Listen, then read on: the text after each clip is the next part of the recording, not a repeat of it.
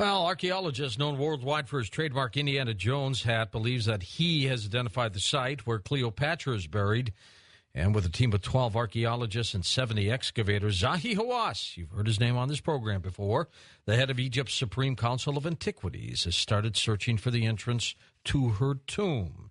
And after a breakthrough 2 weeks ago, he says he hopes to find her lover, the Roman general Mark Antony, sharing her last resting place at the site of a temple 28 miles west of Alexandria. Hawass has discovered a 400-foot tunnel beneath the temple containing clues that he says may show that the queen is there. We found tunnels, he said, with statues of Cleopatra and many coins bearing her face, things you wouldn't expect in a typical temple. And he also said they found a bust of Mark Antony, and they believe he may be there too. Well, Ken Klein, he has studied the Giza pyramids. He also knows Zahi Hawass. We'll just get his take on Zahi's investigation as we talk about the Giza pyramids. His remarkable work, by the way, the Great Pyramid, Message from the Stars, the Great Pyramid, Lost Legend of Enoch. Both of these are next with Ken Klein on Coast to Coast AM. Ken Klein's interest in film production and writing came after stumbling into the writings of ancient prophets. And Ken takes on life's greatest mysteries. He tears off the cover and exposes them through riveting films and books. His new documentary films completes the trilogy and will help us unravel mysteries of the remarkable pyramids, which we'll talk about tonight. Ken Klein back on Coast to Coast. Kenny, how are you? Hey, George. Thanks for having me on. I want to thank you and Tom for inviting me back. And I want to tell you, every time I come on the show, we get so many great responses from your terrific audience out there that I want to reciprocate somehow. And so what I did was I created a virtual tour of the interior of the Great Pyramid. So if people go to my website, it's free. Cool. I'm going to take, if you can't spend $4,000 or $5,000 to go to Egypt, you can go with me on my website on a virtual tour of the interior of the Great Pyramid. It's fantastic. So it's free. It's my way of saying thanks to you and your audience. Oh, thank you. KenKleinProductions.net, right? Yeah, or they can find it KenKleinTV.com. Okay. And Klein is Klein. So your audience will love it. It's a great experience. We'll make sure we got those links up, both of them, on the coasttocoastam.com website. You know, I know you weren't part of this investigation and this excavation here of Zahi Hawass, but you do know Zahi Hawass. I want to get your take on what he thinks he has found here. Well, you know, they have to come up with new ideas to get people to go to Egypt. I mean, because Egypt is run on tourism. And, you know, millions of people go there every year, and it's the most spectacular country on earth in my view. So to me, it's just it's really kind of a non-event as far as I'm concerned, because Cleopatra and Mark, of course, they're romantic figures in history, but really they didn't really do a whole bunch to affect the world. You know, maybe in their time it was really important, but now, to me, it's kind of superfluous, and it's just a bunch of noise. The most important thing that we can learn from Egypt is the meaning of the great oracle of the Great Pyramid, because people like Dr. Hawass and others kind of suppress the reality of what it is in archaeological twistings to support the idea that the Great Pyramid is a tomb of the pharaoh Khufu, or he's also called Cheops, but it's really not. And that's what we do in our films, is we kind of tear apart the arguments of people like Dr. Hawass and the traditional view of Egyptology concerning the pyramids and the Great Pyramid itself, and conclusively prove that it could not have been built by a pharaoh, that the Great Pyramid is a oracle or a prophecy in stone that was given to the world that's been lost. And we're trying to restore the true meaning of it and bring to light the importance of it is to every person on the face of this earth. Why would they hold back information on this? Was it because we may unravel the fact that maybe Egyptians didn't build these pyramids? Why not just come out and say, look, we know these things, and there are a number of different theories. Some of them are incredible, but, you know, they're all possible. Why don't they do that, Ken? Well, I think over long periods of time, it's kind of like if I wanted to deceive you from you living in a room that was painted white to painting it black without you knowing it, I would do it gradually over a long period of time. And that's what's kind of happened to the mysteries of Enoch, is that over long periods of time, they've been lost. And just layer after layer of embellishment to this or that, and the loss of focus on, Egypt was actually in the ancient age of the gods of Osiris. It was actually monotheistic. But most people from looking back from our time would say, well, no, man, they were pagans. It was a polytheistic culture. And so over long periods of time, the truth just gets suppressed in embellishments and mythologies and all kinds of things. And pretty soon, people accept the lie. And I'm not sure it's a conspiracy as much as it is the layers of sediments of untruths over time. And so here we are, 5,000 years later, and people like Hawass, they don't have time to go back and revise Egyptian history. It's really long. It's quite a chore, and then they would look foolish if they even went for it. So we have to go back, and that's why we had to actually sneak into Egypt with spy cameras and sneak around and do what we did, because we knew that if they found out what we were doing, they would throw us in jail or fine us or kick us out of the country and take all of our equipment. And they almost did 3 or 4 times. We were almost nailed. But the work that we do is really important because it helps us understand a great deal about who we are as human beings, and so it was worth the risk to go into Egypt and do what we did. It took 4 trips, 3 years. We've got 3 films. We just finished the last film called Gateway to the Galaxy, and it's my favorite of the 3. It's the best one I've ever done, and it conclusively proves that the Egyptian traditional historical view of the pyramids is totally wrong, and that we have the facts to prove it now without equivocation. We bring them forth and prove it. And this is important because it is a spiritual gateway to the galaxy, and so it's really important. I'm glad I can introduce it tonight on your show for the first time. We've only had it done for a few weeks, but we're ready to go, and we're going to take it all over the world.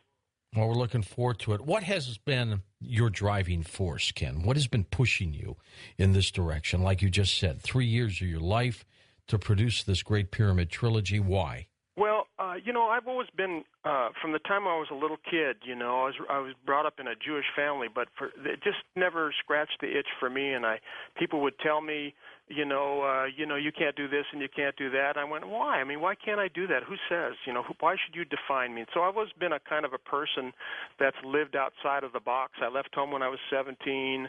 I came to Oregon, and my life has been in kind of a mode where I've been open to things that are not traditional. It's just been the way my journey. So about 4 or 5 years ago, I met a guy who claimed that he had an experience with an angel messenger. It blew my mind, and he taught me things and told me things that I couldn't believe. It's amazing.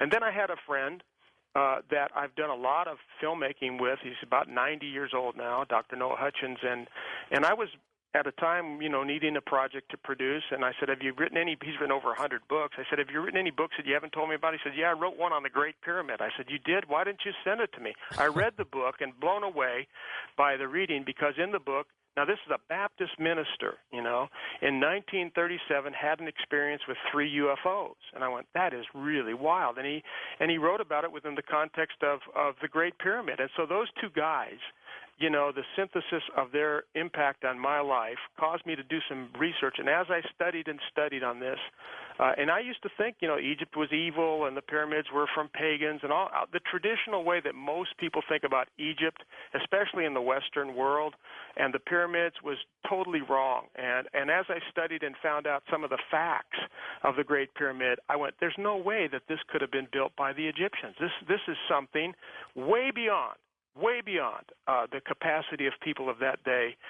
Something supernatural happened here, and I'm going to get to the bottom of it. And so that got me going. And how long ago do you think this was done, Ken? How long ago what was done? The construction of the pyramid, much later than the Egyptians. No, listen, I that's a really important part of this 3rd film, because, I have to destroy the contemporary and popular and traditional teaching of Dr. Hawass. And all those that, say, well, it was built by Khufu. Well, they say, well, the pyramid was built in 24 to 2500 BC.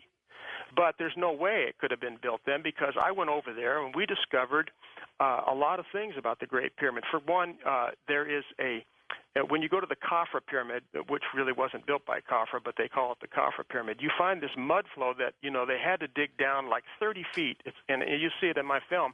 We investigated that, and there are seashells in it, which says that, seawater brought that mud flow, and they had to dig down to dig the pyramid out at one time. So the pyramid, that pyramid preceded the Noahic flood, which was about 2,500 BC, as most Christian theologians will tell you. And then we found that there was mortar in the joints, and we discovered that the mortar had been radiocarbon dated to about 3,000 to 3,100 BC. So that kind of fit with the water inundation.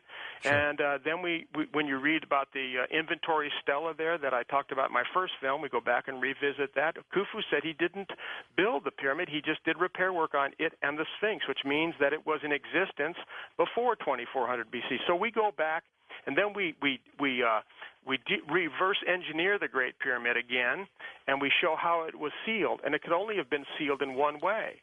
And the sealing proves that Khufu would have had to die in order to be put into the Great Pyramid before it was finished. Because once it was plugged up, and those plugs had to be dropped before the ceiling in the antechamber was closed over, he would have had to been buried before the pyramid was even finished. But that would have been impossible because the inventory stela tells us that he built the three pyramids to the east, his mother's, Hepatferes, and his two wives, and they were built clearly after the Great Pyramid was finished. So how could he have been buried at halfway point and then still build the three pyramids to the east? Obviously, he was lived far after the pyramid was finished.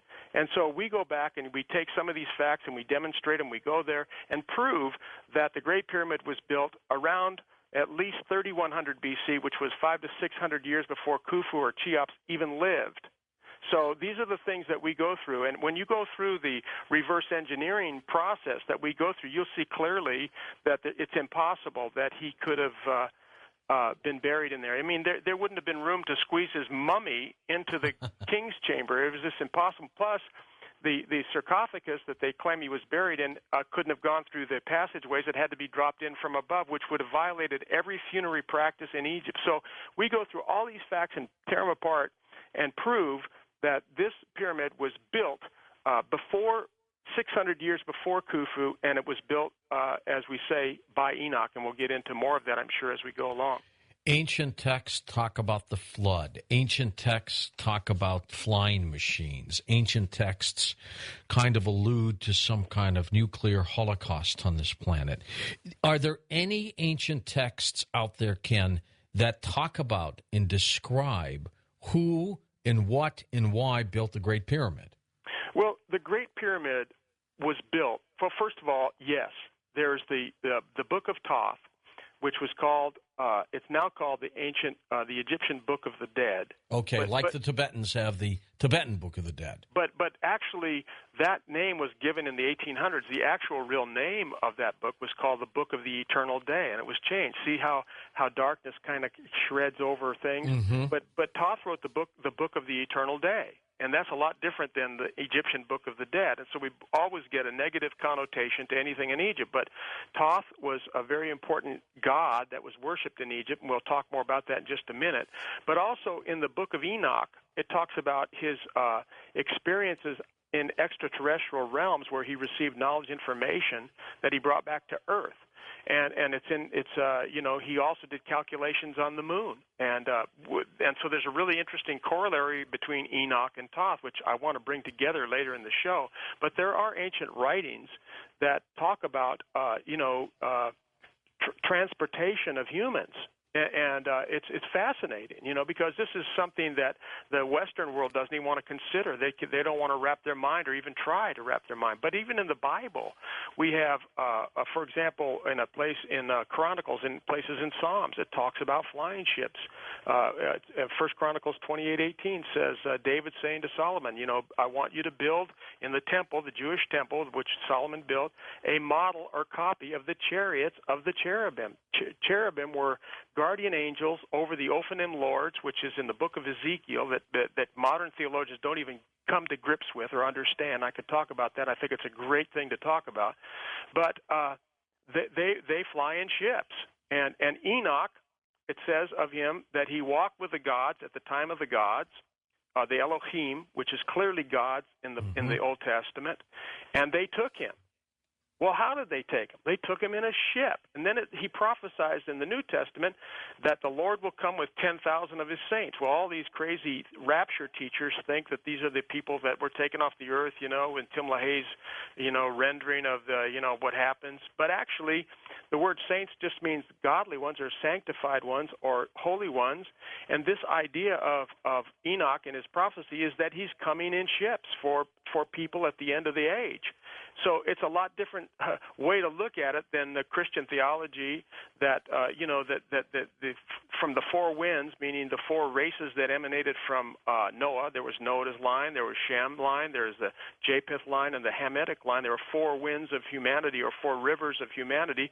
That these angels are coming in ships, 10,000 of them, to collect the humanity that's prepared for that traveling. And so the pyramid, is a really important oracle that helps us understand, a lot of things about ourselves so that we can actually prepare for that, which is pretty far out. I mean, that freaks people out to talk like that. But, when you look at, like, the prophet Daniel, for example, or Moses, man, when they came in contact with Elohim, they fell down like they were dead. Like, they were freaked out of their minds. Paul went blind when he was confronted. And so, the supernatural antimatter beings, our bodies can't handle being in their presence. We just come apart. And so we have to prepare the inner man for this journey, and that's what my life's all about, is getting people ready to leave, because this life's just a temporary condition. And the ancient Egyptians knew that. Their whole life was preparation for the next life. And why was that? Because they had a supernatural event take place there in the age of the gods that freaked them out, fried their brains, and they were totally caught up with the stars and the afterlife. Their whole life was a preparation for that journey. They became obsessed with that. Obsessed. That's all they could think about, and it's fascinating that we have never stopped to think about, well, what caused them to be so fixated on the stars and the afterlife? We don't even think about that. We just think, well, they were into many gods. No, they were monotheists, and then they fell from it. And their mythologies tell a great story if we can pick through them, and that's what we do in this third film. That's why it's so important that people, a lot of your people have bought my first and second film. Some have not bought any of them, but people need to get this Gateway to the Galaxy. Is absolutely the most phenomenal film I've ever made.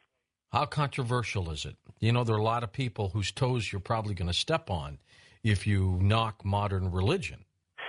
If they follow the logic, you cannot refute it. If you just follow the logic, the spiritual logic that we go through, we carefully go through in these three films, step by step, and tear apart the traditional viewpoint and prove that it's false facts. We use facts. We're not speculating here. We're using concrete facts. One of the most amazing things about the Great Pyramid is that, the Egyptians used hieroglyphics and wall paintings, all kinds of things, on obelisks and temples, on rocks. Everywhere you look, there's hieroglyphics and paintings about Egyptian life. But you know what? There's not one painting, there's not one hieroglyphic in all of Egypt that depicts pyramid building, the most prolific focal point of ancient Egypt. Right. Now, why is that? You would think that would be splattered all over. All over the place. It was no small thing building a pyramid. It took the whole country to build the pyramid. I mean, they had to marshal everybody to do the work. Why didn't some guy named Mohammed or somebody say, you know what, I think I'm going to write this down so people know what we were doing here? There's nothing. Well, and as you know, Ken, the Vatican just a few weeks ago came out and said that belief in ET life does not negate the possibility of God. We'll talk about that, too, because your theory could very well be what probably happened on this planet. I'll be back. Indeed, with our special guest tonight, Ken Klein. His latest work, part of the Great Pyramid Trilogy, is the Great Pyramid Gateway to the Galaxy, and that's what we're going to be talking about. Hey, by the way, for you Streamlink members, Wednesday, 8 p.m. Pacific Time, 11 p.m. Eastern Time, you get a chance to chat for an hour. This time, our chat guest will be James Gilliland. That's right, up there in the Pacific Northwest. Jim is up there watching UFOs all the time from his area there where he lives and resides. And you get a chance to talk with Jim Gilliland. Streamlink members, it fills up fast. It'll be Wednesday, 8 p.m. Pacific Time. So just go to the coasttocoastam.com website. If you're not part of Streamlink, you can sign up that way. Ken, great work. And you know the Vatican coming out saying that, you know, there could be ET life, and if there is, it doesn't conflict with believing in God. I think that was a pretty astounding statement, which backs up some of the things you've been working on. Well, yeah, I mean, listen, in one of the great prophecies in the Old Testament, and modern theologians haven't figured it out. I'm going to share it with you right now. The book of Ezekiel, my favorite prophet, because he was so transcendental. He's standing by this river Chebar at a time when all these Jews are in captivity in Babylon. The Chebar was like the river of time, metaphorically. And he's transported back in time or outside of time, and he sees something where these four faces are hovering over they have wings, and they're hovering over these two wheels, and there's a wheel within the wheel. And it's a great Ezekiel prophecy of the wheels within the wheels. And people throughout time have tried to say, well, these are UFOs and, unbelievable stabs at it. But the truth of it is that these hovering angels over the wheels are the cherubim angels that are represented on the Ark of the Covenant later to the Jews, on those wings that covered over. If you saw Raiders of the Lost Ark, you get a good idea of the Ark of the Covenant. They did a good job. Those wings represent time, and they're spanned over this Ark of the Covenant, which is a representation of the guardian angels over Israel, which is basically a metaphor also of the guardianship of these cherubim over all of humanity. They guardian us, and we are, characterized as wheels within wheels. Okay, and the wheel in the Hebrew is ophan, so plurality of ophan is ophanim. We are the ophanim, and we have two circuitries. We have an outer circuitry, which is a human mind potential, and we have an inner circuitry, which is a spiritual mind potential. It's a wheel within a wheel, mind circuitries. The problem with humans is that we are locked up in our outer mind circuitries of the human mind. And what Christ was all about was transcending the human mind and entering into a spiritual mind. And our spiritual minds are like frozen because we're so, our outer form, our bodies dominate how we think. And so the idea that it has to happen, it's really a spiritual journey to activate the inner wheel or the wheel within the wheel. And this is why, the pyramid was built to bring us to understand that there's a life beyond this physical life. This life is just temporary. The only thing I hate in this life is people dying. When I hear that Elvis song, I feel bad that he died young, I mean, he didn't live out his life. He died prematurely, and I look at the obituary almost every day to see if any of my friends have died, and I hate when people die because it's not natural. I look at it, Kenny, to make sure I'm not in it. Yeah, well, death is an unnatural phenomena because God's eternal and what He makes is eternal. So our physical existence is just temporary. Well, the ancient Egyptians, because of this phenomena that happened with Enoch. I mean, this is hard to understand. I mean, figure out a guy who never died. I mean, he was just when he was 365 years old, which is a trip. He's taken off the earth. He never died. I mean, that event blew their minds. I mean, can you imagine something like that? What if I landed there at Ventura and Laurel Canyon, and we had lunch at Art's Deli, and I said, by the way, George, a ship's going to land here at the juncture, and I'm getting on. I'll be seeing you. And you know what? You wouldn't be doing your show anymore. You'd be fried mentally. That's what happened to the Egyptians when this event took place. After he had finished the construction of it as a monument.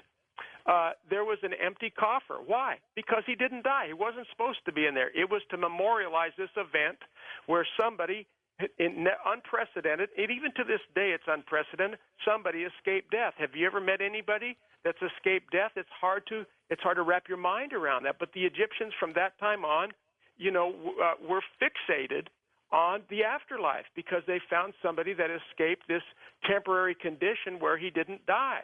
I got an email today, Ken, from an old high school friend who's putting together my 40th high school reunion back in the Detroit area in Michigan. Yeah. And they put in the email, all our great teachers who have died since I graduated from high school.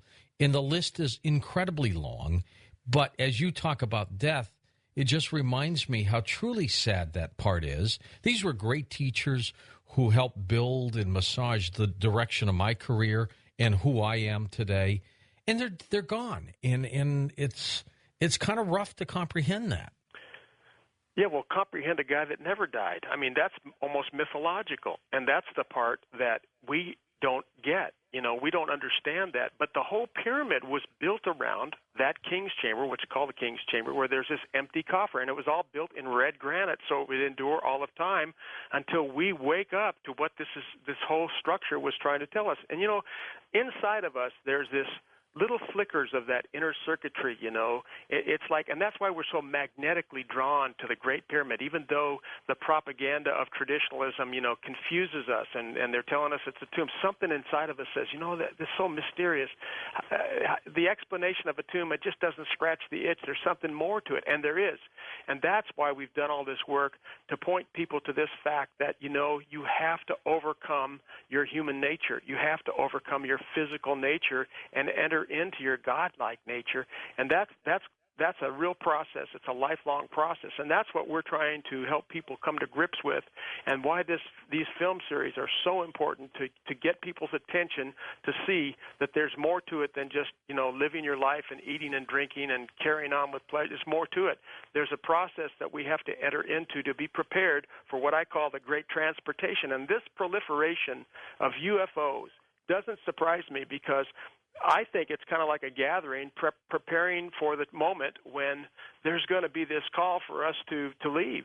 And I believe it's true. I think the New Testament teaches this. The Vatican coming out and saying, well, extraterrestrial life, they don't understand the whole issue of the messenger angels. They don't get that. Angelology is not part of a real mainline doctrine of Christendom, and they're missing it because it's very important. God,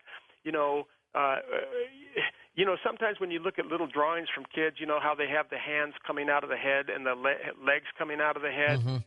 That's how infantile our understanding of God is. We don't have a full picture of who He is, but He sends representations and emissaries and proxies for Himself to do His bidding. He doesn't just do everything, from His own personhood. He has myriads of messengers and helpers and angels, and they come in ships. And the great departure, the great transportation, we have to get ready for this thing, and people aren't ready. I mean, we're barely out of the dark ages of spiritual knowledge, and we don't have a clue. But we have to learn about this inner self, which is antimatter, encased in matter, which is a mystery in itself because they don't destroy each other. But the balance is so delicate, it's unbelievable. And that's why, when people come into the presence of antimatter, like ghosts or angels or things like that, they freak out because it's antimatter and their bodies can't handle that. But we have to grow on the inside if we expect to be transported. That's why this film, Gateway to the Galaxy, it's the best thing I've ever done. It's so important, and I hope people get it or get the trilogy, because it'll change your life. It'll change your life. When did you begin to change your life? During the 3 years or before that? Well, I've been on this journey for a long time, but I think in the last 5 years, I've instead of crawling, I started running, and I've made amazing progress in my spiritual growth over the last 5 years as I've entered into some lost knowledge. We have on our website free 40 pages of a lost translation of the book of the first page of Genesis. It's unbelievable. If people think that they know about creation, that are steeped in Christian theology, they don't know nothing. And go to my site, download it, read it. You'll see what I'm talking about. It's been lost, but it's been found. We have it. So I've been on this path for a long time, but I would say in the last 5 years I've accelerated, and especially since I've entered into the research on the Great Pyramid. I had it totally backwards for a long time, but it truly is Isaiah writes about it. I will build a monument in the land of Syria, which was Cairo, and it will be a monument unto the Lord of hosts, or the Lord of gods, hosts being angels. So this thing was built for the benefit of the whole world. It's the only tangible prophecy. You can actually touch it. A lot of people go to Egypt, they don't even know what they're looking at. But if you're going to go to Egypt, you better get my films, because you won't have a clue what you're looking at, because it's been lost. But we're uncovering it, and that's what these films are all about. So I know as people look at them, there's a transformation will start happening. Your mind circuits will open up, and you'll expand your thinking, and you'll grow. Next hour, I want to really get into Gateway to the Galaxy. But you were saying earlier of some comparison between Enoch and Thoth. What did you mean by that? Well, that's probably what we'll get into. In the book, in the next hour, we should go there because, Thoth is a very much maligned by the Western world in that people like Anton LaVey and Madame Blavatsky have twisted the meaning of Thoth and given him really a bad rap and put him in a way that is really not in the proper light. So, in dealing with this character in the Egyptian mythologies, we prove some things. For example, when you think about Enoch, when we were talking about how difficult it is to wrap your mind around a guy that left Earth without dying, just took probably in a ship, like I'm saying, that's hard to contemplate. But the West Garden of Eden was incorporated the land of Egypt, and when the original progenitors of the human race were kicked out, they had to go to the West Garden, and that's where the cradle of development of civilization took place, which incorporated Egypt. So Egypt was the land where Enoch was. And so you would think that, if he was such a great man and he was so, prolific in knowledge, because the Great Pyramid, incorporates so many mathematical, geometrical equations, and where it was built, the center of the world's landmass, it was perfectly leveled. You know how hard it is to perfectly level 14 acres when the earth is curved? Because, the Masons knew. It's not easy, and you don't have any heavy equipment, or at least you're not supposed to? Well, no, if you laid out a foundation on a curved earth, that means as you built up, it would begin to separate. So they had to figure in the fact that the earth was curved to make sure that the pyramid was built in a way that maintained the integrity of the joints. The Masons have always known this, and they've always calculated into skyscrapers and things like that, but that knowledge wasn't known to the world for thousands of years.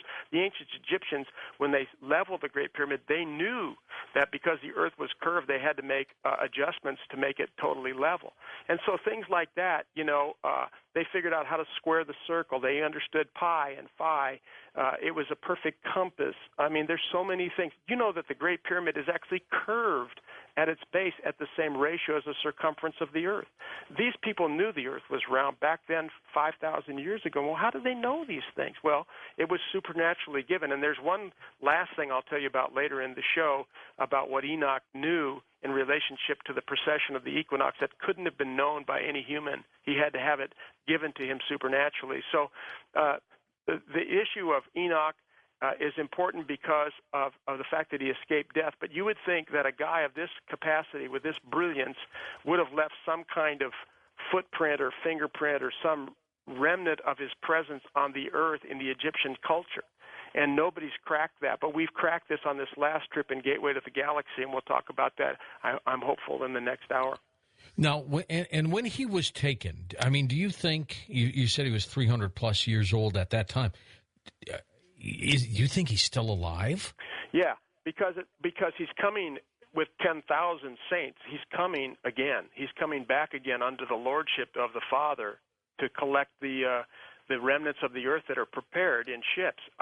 That's what I believe. People think when Jesus ascended on the Mount Olivet that he just flew into space. He actually went into what was called a cloud, but the cloud is not the word we would think of as clouds. It was probably a ship. He also left in a ship, which is going to tick off a lot of Christian people. But go study the word cloud in the Gospels. It's simply not the word for cloud in the Greek.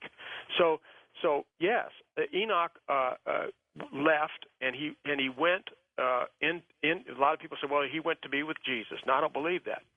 He went into the star area of Arcturus. And there's three places mentioned in the book of Job, Arcturus, the Pleiades, and the belt of Orion, that had specific references to the angel groupings of the seraphim, the cherubim, and the Ophanim. And the Ophanim lords are from the Arcturus. So Enoch was an Ophanim that escaped death because he transcended to such a degree that he could handle antimatter, and he left, and they took him. And he's coming back because he populated a whole godly race that are way beyond us.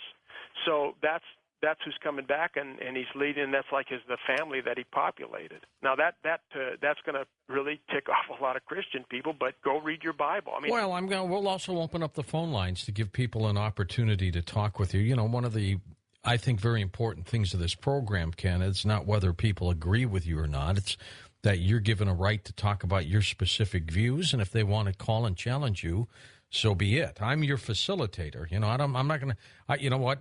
I'm a believer in some other things too, but it's not my job to jump up and down all over you while you're giving your presentation. But we'll let the phone callers do that. All right. Well, I want to get into this Thoth Enoch thing in the next hour because it really is all about this the Gateway to the Galaxy film that we just finished.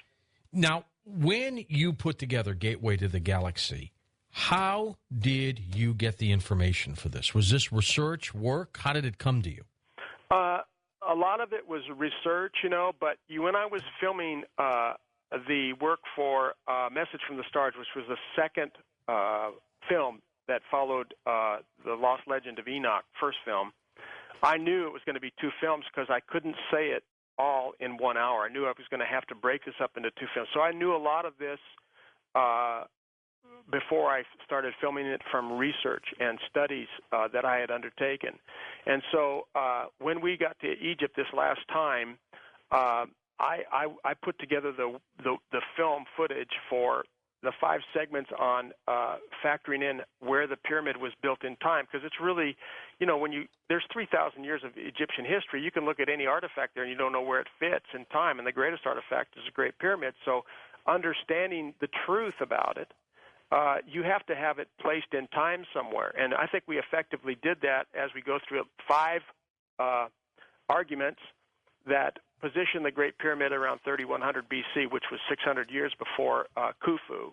And that kind of destroys, if you follow the logic and follow the evidence of what we're saying, you'll see that the traditional Egyptian explanation for the Great Pyramid is totally wrong. But, we do a lot of things that explain why, this was supernatural knowledge. It couldn't have been ascertained or accumulated by some pharaoh that there's a 2-inch statue of it. There's just no proof of it. So, the whole treatment of the trilogy deals with the ridiculous argument, that the History Channel continues to perpetuate with their silly, explanations for how it was built and all of that. And that's part of the problem is people eat that up because, people want to know about the Great Pyramid. There's an itch inside of us that is not scratched by the traditional view. There's something mysterious about it, mystical. And our films get to the point. We get right to the point, and we do it through, travels throughout Egypt. We do it by, explaining the facts of the pyramid and historical proofs, and even into the mythologies, which we get into in the third film, Gateway to the Galaxy. So, it's an incredible piece of work. I think it's going to change the world myself. All right, we're going to get into it in a big way next hour. Gateway to the Galaxy. It's the third part of Ken Klein's trilogy, and his websites are linked up for you at coasttocoastam.com. Final hour, we'll open up the phone lines. We'll spend the entire hour, next hour, talking with him about these theories. I'll be back. When we come back, the Great Pyramid, Gateway to the Galaxy continues with Ken Klein. And welcome back. We've got Ken Klein with us. Ken, your hour now as we talk away Gateway to the Galaxy. Quick question before we get going into it. Did you come across any of the work of Zecharia Sitchin, and did it echo, if you did, some of your work? I've heard of him. I think I might have read some things about him, but honestly, as I look in the archives of my brain, there's nothing there. Okay. I wanted to. Can I come back and ask you to remember that we brought up the whole reason? We didn't finish the reason why there were no hieroglyphics or wall paintings depicting the pyramids. Yeah, go ahead, because that was a good point. Yeah, and we never finished that. And here's what I like to offer is evidence of this. The only evidence we have of pyramid building in the culture of the Egyptians outside of the pyramids themselves is the vestiture of the priesthood. Because if you look from time to time, you'll see wall paintings of the priests having these like a dress that has a pyramid in the front of it. And so the priests had in their clothing some reference to the pyramid, but that's it. There's no wall paintings depicting pyramid building. And the reason I think there is none is because the event of Enoch's departure was so prolific and unprecedented and holy that pyramid building was like a sacrament. It was something they did to honor and commemorate and keep in the consciousness of the people this event that took place that focused them on the stars where they knew their destiny was, right, and life after. And so it was forbidden to write about it, and it was forbidden to talk about it. They just did it, and I think that's the reason we have no historical references on wall paintings or in hieroglyphics, except we do see in some of the priests their vestiture looks like a pyramid, and we have that explanation in our films as well. So that event, the departure of Enoch, was an incredible moment in the history of the human race, and the guy never died. Do you often get people that tune in to the second hour and not the first? Does that happen? We may have, for a talk show, Ken, one of the highest continuous ratings of any program. And that means also, we call it time spent listening. People who generally listen to this program stick with it from the inception all the way to the end. Okay. So it really doesn't build in a certain hour. It's pretty strong through the whole thing. Because I thought if there was, I just wanted to remind the free offer of our tour. Oh, no, but you're more than welcome to do that. Yeah, well, anyway, if you're just tuned in, we have a free virtual tour of the interior of the Great Pyramid on our website. You can go there whether you buy our films or not. It's all free. We have tons of stuff that's free on our site that you'll have a good time just visiting and reading a lot of our essays. We have audio blogs and video blogs and a lot of great stuff that I'm sure you'll enjoy looking at. But anyway, the virtual tour is free to your audience, George. Okay, very good. Gateway to the Galaxy. Let's talk about this and how you got into it with some of your conclusions. Well, we looked into the astronomical connection of the pyramid to the stars because, they're conformed or built in alignment with the stars in the belt of Orion. Some of the what they call the air ducts in the King's Chamber were not really air ducts; they were pointers to stars. Star one was pointed, the north shaft was pointed to Alpha Draconis, which we think is where the Star Wars happened, or the wars amongst the angels happened in the book of Revelation 12. The other ones pointed to the belt of Orion, and we looked into the connection with the stars and to the geometry of the Great Pyramid, and so many things. Its proximity to the landmass of the Earth, or I should say the center. It's all of these different areas to study it. But the one thing that we didn't look into was Egyptian mythology. And we thought, if we're looking for Enoch in the Egyptian culture, how would you find him? And it would be in the oral tradition or in some kind of religious representation or rendering. So we thought, well, let's see if we can find him in Egyptian mythology, because certainly, that's been handed down for a long time. So we started going into these papyrus stores, and wherever you go in Cairo or throughout Egypt, there's one scene in the papyrus stores that is the most outstanding and prolific mythology. And it's a mythology of this strange-looking god Thoth, who has the head of an ibis bird and the body of a man, yes. And he's standing next to this scale, and he's sitting there writing something, and to his left you see Osiris, and to his right you see Anubis, and these are other animal caricatures of these personalities, So what was this all about? Well, the scene is called the Final Judgment, or the Last Judgment.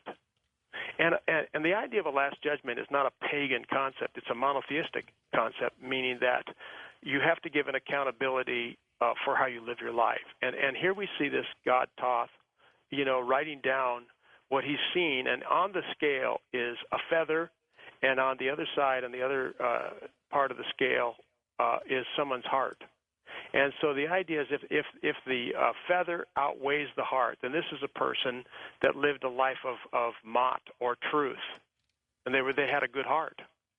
And so pagans aren't concerned with that kind of a concept. This is a monotheistic idea, and so you're going, this is really interesting. Where did this doctrine come from? This whole idea of a last judgment. and this concern that people would have of living a life that, as it's recorded and as somebody's overseeing it, would determine, their afterlife consequence or a blessing. And so, we thought that was pretty phenomenal. And so, as we studied this god Thoth, we found that, there's a place about 200 or so, maybe 300 miles south of Cairo called Hermopolis. Well, the Greeks, embraced Egyptian mythology, and they changed the name of the Egyptian gods to their gods. So Hermes was the messenger god. He was the god that was the one that received messages from the gods and gave them to humans.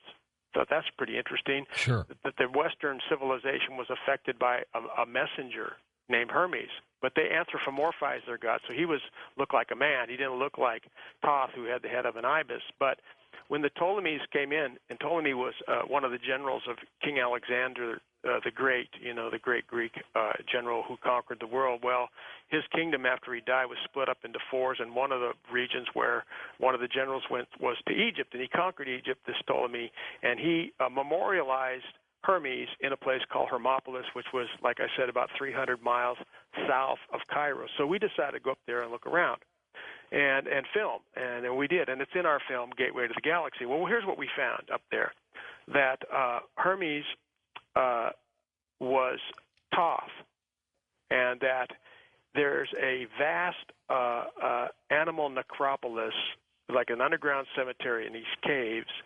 And so we wanted to go up and look at these caves, and we wouldn't let us film inside there because Dr. Zahi Hawass is up there with his influence, not letting anybody look into these matters, which I thought was kind of, I wish I had enough money to bribe the guards. They were armed guards, and we didn't want to get shot.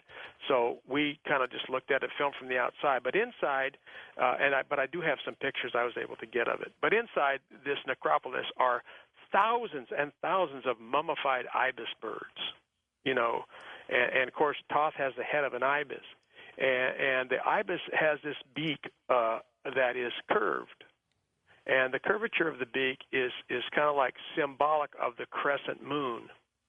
Okay, so the crescent moon has a real meaning, and today, there's thousands of mosques all over the world that have the crescent moon above the mosque. And the reason for that is because in the ancient, before Muhammad, I'm talking about way back, this god Thoth was worshipped as the moon god. And so so it goes all the way back, their religious beliefs go all the way back to Thoth, the Muslims. I thought that's really phenomenal. So, but also inside the necropolis is, thousands and thousands of baboons. And the reason for the baboons is because the baboons were nocturnal creatures, and of course Thoth was somebody that studied the stars. He was a man, he was an actual person, that became deified and mythologized. But the baboons, in the morning would chatter and make a lot of noise, and it's like they were announcing the new day. And so, how do you know Thoth wasn't a reptilian? Well, there's so many epitaphs of him. I mean, there's hundreds and hundreds of epitaphs of Thoth. He wasn't a reptilian. He was in the. I mean, when you read the epitaphs of Thoth, they give you an insight that he was well known. He was the god of writing, the god of weights and measurements. He was from this place called Chem. Hermopolis was built over Chem, and it's where we get the term chemistry from, And he understood geometry, mathematics, and measurements of the stars. I mean, this guy Thoth was a real human, and he was a master of all of these disciplines, architecture. I mean, he was, when you read the epitaphs of him, god of Upper Egypt, god of Lower Egypt, god of the sky, even thought of as being over magic. So he wasn't this, crude, reptilian. This was an incredible person that was so outstanding that they thought of him as a god. He was just head and shoulders above all the humans of that time. And so when the epitaphs, and we talk about these in our film, and get at it. But the most outstanding accomplishment of Thoth were actually, his Book of the Eternal Day that has now become known as the Book of the the Egyptian Dead. But Pardon me? Go ahead. No, go ahead. Finish that. But to me, his most outstanding accomplishment was the invention of the lunar calendar. And the reason he became known as the moon god is because he studied the movements of the moon. And he studied the movements of the moon inside the Great Pyramid as he looked up with his priesthood in there. And there was a priesthood that lived inside the Great Pyramid because the door of the Great Pyramid could only be opened from the inside, which means people were living in there. And they were living in what is called a Queen's Chamber. That was built into the pyramid for a place for the priests. And they studied in there. And they would study the stars at night through the hole in the ceiling of the Grand Gallery before they closed it over. So they figured out, as the moon moved across that slot in the ceiling, which is over 100 foot, that it took 12 lunar cycles of 30 days to complete, a year, and then there was 5.5 days more when it reached the solstices, like when a tide stops coming in at the ocean. There's like this, what do they call the ebb tide or something like that? When the tide just stops and it's kind of like doesn't go one way or the other, just kind of stops. That's kind of what happens with the moon. There's like 5.5 days when it hits the solstices that it just doesn't go forward or backward, it just stops there and kind of rests, then it goes back the other way. So they figured out, the lunar cycles, and they made the first calendars, which are actually the most accurate calendars to this day, the lunar calendar. And for that reason, he was known as the moon god. Any tie into the Mayan calendar? Is there any similarities there? I don't know the answer to that. That's a good question that I don't have an answer for. But okay. I do know that Thoth was given credit for the lunar calendar, and for that reason, the ibis beak representing the crescent moon, and then he became deified. And in the old world, he was worshipped as the moon god, and the moon god worship was very powerful up in the Fertile Crescent where Abraham lived, or his name was Abraham before it was changed. And then part of the reason that Abraham was called out of there was because they were steeped in the moon god worship, which became a pagan religion. But before that, Thoth was, focused on God, and he was a messenger of the gods. So he was interacting during the age of the gods, which, was pre-Pharaonic, which was during the time of Osiris. So Thoth was Hermes, and Hermes was the messenger god. And Hermes, is really interesting because the Christians, when they study the Bible, they have a certain way they study the Bible, and it's called hermeneutics, and it comes from Hermes, the messenger god. And so they actually take the name of Hermes and they convert it into the process they use to study the Bible and get there, which they call exegesis, where they extract from Scripture their doctrines. It comes from Hermes. It's pretty interesting. It goes all the way back to this god Thoth, who was Hermes. And also the idea of, when something is hermetically sealed. Mm-hmm. The pyramid was hermetically sealed by Thoth. I mean, he's the one that sealed up the pyramid. And so this whole concept of something being sealed hermetically goes all the way back to the pyramids, Thoth, who then became known as Hermes. So it's really fascinating when you study this god Thoth. But what's really amazing is that when you read the book of Enoch. This is all in the film. This is incredible. When you read the book of Enoch, you find that Enoch has numerous pages of calculations of the moon. And Enoch was known in the Bible as a calendar man. So who should get the credit for the calendar, the lunar calendar, Thoth or Enoch? Well, the answer is they're the same person. Thoth. I was just going to ask you, are they one and the same? Thoth was Enoch, but he was characterized as an ibis bird head only because it referenced his fascination and his study of the moon, and they both are the same person. And so in the Egyptian mythologies, you see this final judgment where you see Thoth, you see all of these epitaphs of Thoth throughout time. They're incredible, about a person that was head and shoulders above all humans, and it was Enoch who received his incredible knowledge from messenger gods, or the angels. And this is how he was able to build the Great Pyramid under those specifications. They gave him the knowledge, and he was the designer and architect. But there's one last thing that is absolutely mind-shattering and absolutely proves that, Enoch was the builder of the Great Pyramid, or Thoth was the builder of the Great Pyramid, and that is that in the antechamber there is on what is called a granite leaf, there's this boss Abbas, meaning like this strange outcropping from the upper rock of this granite leaf. It's in two sections, and it's in the shape of a horseshoe turned like upside down. And that horseshoe is 5 inches across and 25 inches from the wall. And it really is a seal of Enoch. He left it there for us to figure out the meaning of it. And what the meaning of it is, we figured it out, is this. Most people probably know that the Earth, as it spins, because of the effect of the sun on the equator, it kind of like causes a bulge at the equator. So the distance around the center of the Earth is different than around the polar axes. The axes at the top are actually a little flat. And what this does is it causes the Earth to wobble. Okay, and that wobble, one wobble, it's like a top slowing down. You know, when the top is still spinning, but it's wobbling at the same time.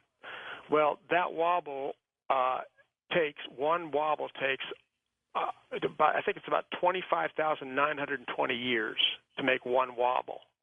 And that wobble is what causes the perception of the precession of the equinox. So the Earth moves through the precession of the equinox, which is the 12 signs of the zodiac, once every 25,920 years. Okay? So there's no way a human could know this. No pharaoh could know what I'm about to tell you, and why it clearly proves Enoch was the builder of the Great Pyramid, or Thoth was the builder of the Great Pyramid, and that they knew this through a revelation that came from angels. And you're sure they were human and not extraterrestrial? The angels? No, Enoch. Enoch was a human, yeah, because you're he was a descendant of the lineage of Seth, according not only to the Bible, but the historian Flavius Josephus wrote of him. And so he was a descendant of the line of Seth, who was the replacement for Abel, because Abel. And wasn't he the father of Methuselah? Yes, he was.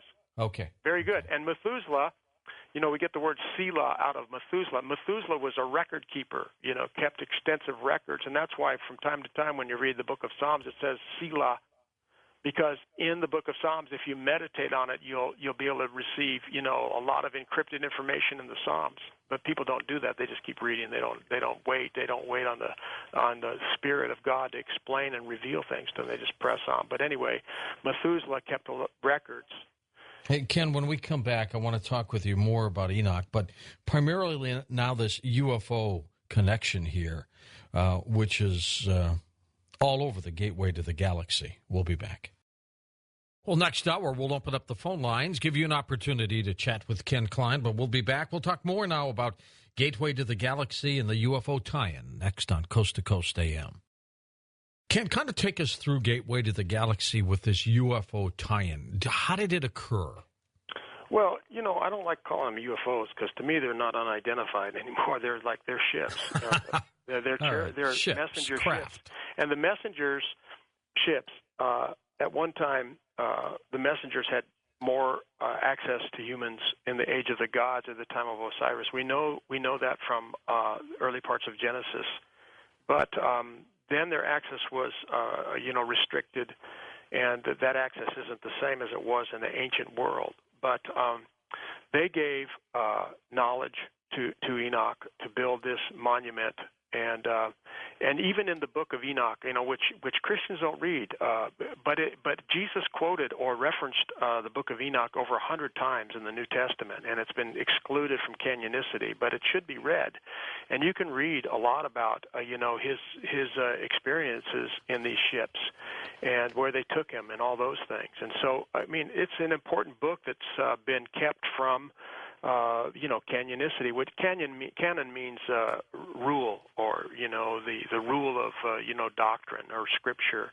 But it was restricted from canonicity in the 3rd century by Constantine and his Council of Nicaea. But it was highly read in the 1st century, and it's an important book to read. Although some of it's become polluted, just like a lot of things have over time. But it is a reality that is expressed in the Old Testament.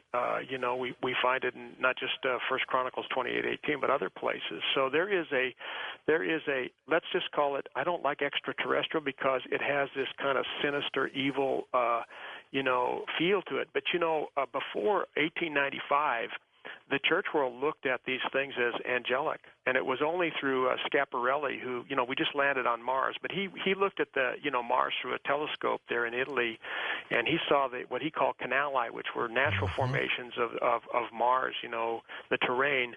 But when it was translated into English, it became known as canals, and so people began to think there was life on Mars. And then H.G. Wells, came out with his War of the Worlds in 1896, and then, of course, Orson Welles' famous 1939 rendering of the invasion of London has kind of created this paradigm shift. But before 1895, the world, and we have on tapestries, wall paintings all over the place, these renderings of what people call today UFOs, which has that sinister feel to them. But they're ships, and they're ships that have limited access to human free will, because they're not allowed to alter the destiny of the Earth's people, and they can only kind of like gently cajole us. They're not allowed to interfere with our free choice. So, in the time of Enoch, they had greater access, and a lot of things happen there that are very mysterious and mystical. But I think that, the book of Acts, for example, says there'll be signs in the sky, and we're seeing more and more of them, because I think we're getting close to that time of the great transportation, which is pretty wild, man. It's a hard thing for people to really grip, because we're so materialistic and we're so linear in our thinking. We don't think in spiritual terms. We're so locked up in our outer wheel circuitry that we don't understand, our inner spiritual mind. It's just we're frozen in time, in a sense, and we can't see clearly. And especially when you get propaganda, it's so powerful. Sure. What people think consciously, and so the Egyptian traditional view is like a propaganda that perpetuates the lie. And people should learn from like things like Hitler's propaganda campaign. The whole nation was so infected by his wild spirituality that they were trying to bring it to the whole world, and they almost did. If it weren't for the brave soldiers in the Battle of the Bulge, I think we probably would all be saluting and saying Sieg Heil. But thank God, that. Well, in the Bible, you bring something pretty fascinating to the table here. When you talk about they may have thought that these visitors were angels, it was angelic. When they talk about fallen angels in Genesis, is this what they're talking about? No. Listen, if people don't understand Revelation 12, they'll never understand the Bible properly, because there was a war before there was Adam and Eve. There was a war in heaven. There was a war at Alpha Draconis, this star system. And that's when there was a whole circuitry misalignment, when Lucifer took over the morning star office of the Ophanim Lords. And because of that, there was it set off a big war. And so a third of the angels fell, and that third were the Ophanim. Okay, the Ophanim, there was a cherubim, the seraphim, and the Ophanim. Okay, that's mentioned. They were part of the seven spirits of God mentioned in Revelation 1 and 12. Okay. They're part of the Holy Commission groupings. But anyway, the third fell. That was the Ophanim. But two-thirds of them followed Lucifer. Those controlled the airwaves, the power of the air, called the prince of the power of the air. The other third, which was about 333 billion Ophanim, had to take on mortal flesh. Okay, that's what happened, and that's the judgment on the children of God. We are the Ophanim that have fallen, and the demons and hordes that followed Lucifer. There's 666 billion of them that control the air, and that's why we live in such a screwed up world. We're in a prison situation here on this planet, and that's why the heaven is kind of like ceased from its creative development for other life forms throughout the universe, because we're the creators. That's why it says, "Let us make man." It says, "Let us make man in our image." Yeah. Speaking about the Elohim, which are the angels. So we're not created in the image of God. We're created in the image of angels, but we're fallen. And that's why you find in the Scripture it says many have entertained angels without even knowing it, because every day you're entertaining an angel, but he just appears as a human. We just don't know who we are. And that's why the ancient Egyptians, they were onto it, man. These people began to understand, who Enoch was and where he went, and what the life after was all about. Then their belief system became perverted and became paganism and polytheism. It just degenerated. And now we're just getting back to square one where we really understand the whole oracle nature of the Great Pyramid. It's just unbelievable, what we're learning about who we are and what our destiny is. Our destiny, according to the prophets, is to go into space, and to populate the galaxies. I mean, our concept of God is so small, infinitesimally small, to think that we're the only life form in this gigantic universe that has over 900 billion galaxies of 10 to 20 billion stars. I mean, it's ridiculous. We're just all shrunk down into almost nothingness, and we think like that. So, God's trying to expand us and stretch us and grow us, and we have to discover how to transcend our human nature and enter into our God nature, and that's that wheel within the wheel that I was talking about. So the angels have limited capability. I like to call them messengers because angels have a stereotypical mind picture associated with them, but they're messengers. They're, what we're seeing, a lot of them are what we're seeing in the skies, and it's growing. I mean, England now is, I guess, declassifying a lot of their information on what they call UFOs. I don't like calling them UFOs, but there I go. No, they call it their UFO files. But yeah, you're exactly. Right. And our government's hidden from us too. And I talk about that in Message from the Stars, how we're kept in the dark about these things. And so propaganda is a terrible thing. We really need a clear sight. And we can have that clear sight if we just begin to discover who we are and how to access our true self. But we're caught up in our lower self, and we're blinded by the world and traditionalism and propaganda and people's misconceptions, and we just don't see very well. As you were building up with the trilogy, and of course the Gateway was the big one, the one that you said just about sums it all up. Oh yeah, we answer every question.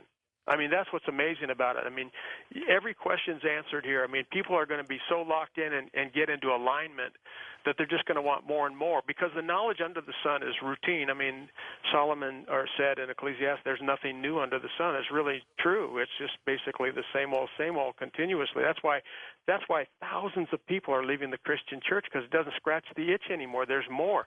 And that's the knowledge above the sun that we're getting into now that God's revealing to us. So a lot of people think, that the Bible is closed, that canon is closed. There's no more revelation. And that's not true. That's not true at all. There's over 30 books mentioned in the Bible that we don't even have. I know. So people get closed up and they get locked up in dogma and doctrine, and they become small-minded and they don't grow anymore. But man, God is so enormous and awesome that it says in the Bible, it says if all the books were written about him, if they could, it would fill up the whole world. There's just not enough room to handle the greatness and the knowledge of God. He's just so awesome. So how can we expect that he could be, contained in one book? It's just silly. And bring it home now to the Great Pyramid. Why did they construct it? The pyramid was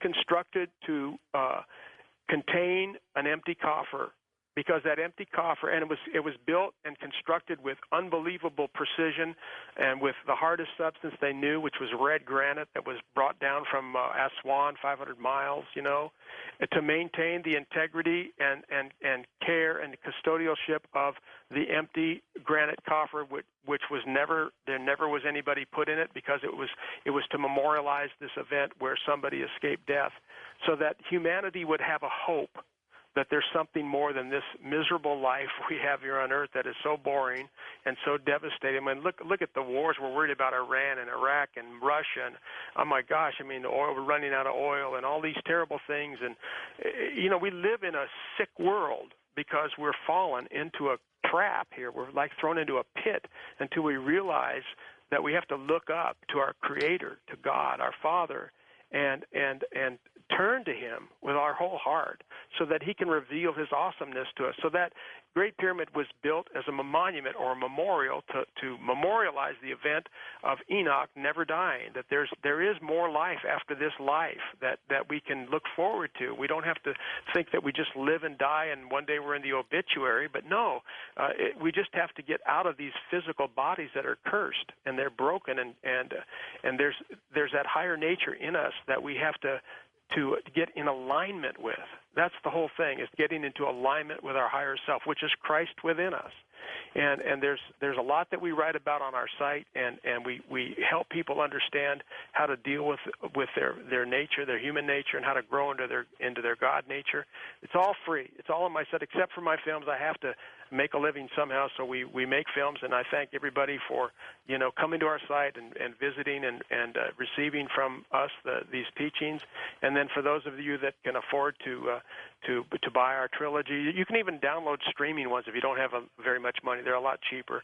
But we have a lot of stuff there to help people grow and to expand their consciousness, which is so limited by this terrestrial life. There's a greater day ahead of us, and we need to prepare for that. And that's what my life's all about, is helping people wake up to who they really are and prepare for what I call the great transportation, which I think is coming soon. And the more we see of these, what people call UFOs, are signs that we're getting near to that time. They're scoping us out, aren't they? They're getting ready, and we need to get ready to go, because if we don't grow in our inner person,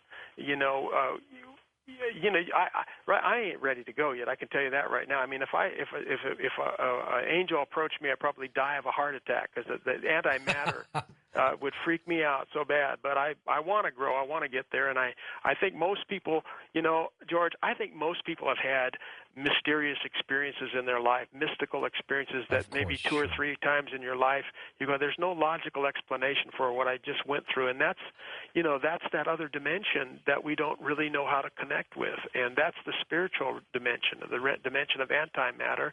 That is what it's characterized or described by scientists. But it's really the spiritual world. And it's really the real world. We in the physical world are just encased in time and matter, and we need to get out of the time and matter realm and into the next realm from where we came from, and go back to where we belong, so we can get on with populating the universe. It says in Isaiah, "I have called you that I might plant the heavens." And it's not talking about heaven. Heavens is the expanse of the galaxies, in the universe. Right, the heavens. The heavens. That's our destiny. So are you going to send Gateway to the Galaxy to Zahi? I'd like to meet him. He's my brother. It's just that he's caught up in the traditional worldview, and he thinks he's the custodian over all these things, but he doesn't really understand the awesomeness of what he's sitting over. He just caught up in the blindness of it all. So he's no different than me or you or anybody. I mean, it's just we all have to. We're kind of like caterpillars becoming butterflies. We're in this metamorphosis stage, and he's kind of caught up in his cocoon still. Kenny, why did they pick Enoch? Why him? Well, Enoch. Really, for the first 65 years of his life, he didn't walk with God until after 65 years, or walk with the Elohim.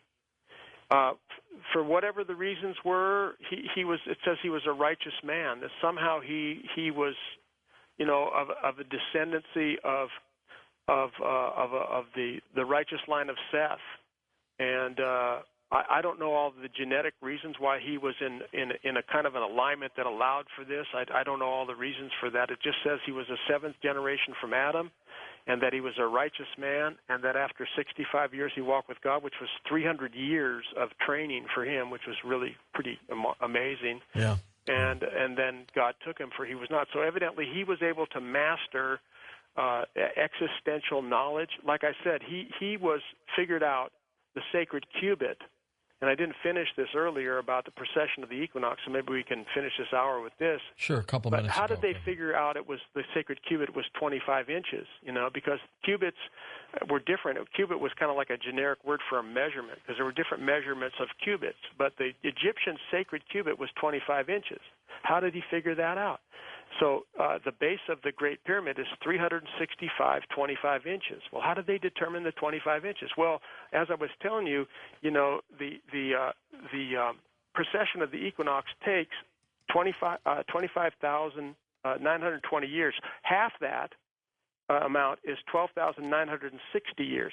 Well, if you look at the pyramid and you turned it on its side so that you were looking like down at the top of it on its side, and where the sides butt in, it forms these two diagonal lines from top left to bottom right and from top right to bottom left. You can see those lines. Well, each one of those lines is 12,960 inches. The same number of inches that there are in half the number of years of the precession of the equinox. So he used 12,960 inches as years to design what would determine the base length of the Great Pyramid. So the Great Pyramid could only be 365 integers. So he designed the sacred cubit on the basis of half of the number of years in the precession of the equinox times 2. There's no way a human could have known that. No pharaoh could have known that. But the sacred cubit was designed after the precession of the equinox. Unbelievable. And that's why he left his seal in the antechamber as the boss, waiting to be understood and de-encrypted so we know that the human life is connected with the stars. And the pyramids are actually reflections of the stars. They're actually a physical representation of the stars. But if you take it a step farther and look at ancient writings, the sons of God are called stars. So the pyramids are actually representations of humans. And there's a lot to be said about the inner structure of the Great Pyramid, that it serves as a template for measuring spirituality, which is maybe another show, but there's no way that humans could have known that. It had to be given by supernatural information and knowledge, because nobody even at that time knew anything about the precession of the equinox, let alone how long it took for the Earth to wobble. Ken, we're going to take some phone calls next hour, but do tell us again, where do we get the trilogy? Oh, you can get it at KenKleinTV.com. You can go to Coast and click. I think it takes you right to my website, Ken Klein, www.KenKleinTV.com. And for those that don't use the Internet, my 800 number, and the operators are waiting if you want to call, is 892-9007, 1-800-892-9007. I'll give it again, 1-800-892-9007, and maybe we can give it again later, George. Sure. And how did you sneak in hidden cameras into Egypt? Well, I guess you can't say. I purchased a spy camera, and I hid it. I bought an Indiana Jones hat and took it to the shoemaker and had sweat holes put into it, and I aimed the camera out of one of the sweat holes in the top of my hat. And because they have 2 security checkpoints, you got to beat. I love it. Well, we had to break it down into 2 parts and assemble it inside. We were able to figure out how to do that after practicing in our hotel room for a couple hours. So you can see some of the shots through your hat. Yeah, you can see we have spy cam shots through my hat. It's awesome. I love it. Stay with us. We're going to take your phone calls next with Ken Klein right here on Coast to Coast AM. I'm George Norrie. And, of course, our special guest tonight, Ken Klein, filmmaker. We'll be back with your phone calls now on Coast to Coast AM. Ken, as you started the trilogy, beginning with the first one, which was, let's see, Lost Legend of Enoch, yeah. And then Message from the Stars. Yeah.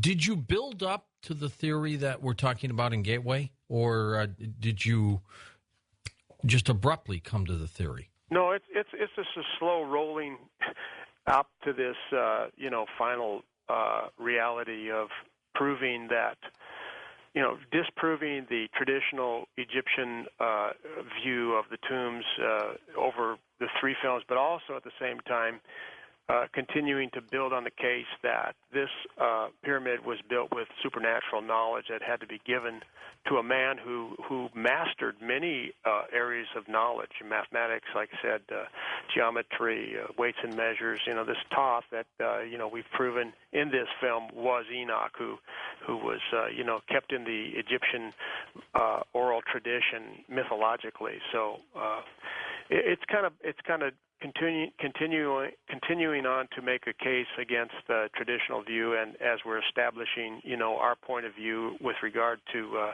ultimately showing how Enoch, received this information and then was taken. So it's a continuous thing. It's like one revelation that takes 3 hours. Okay, to the phones we go. First time caller line, Chris in Atlanta. You're on Coast to Coast. Hi, Chris. Hey there, George.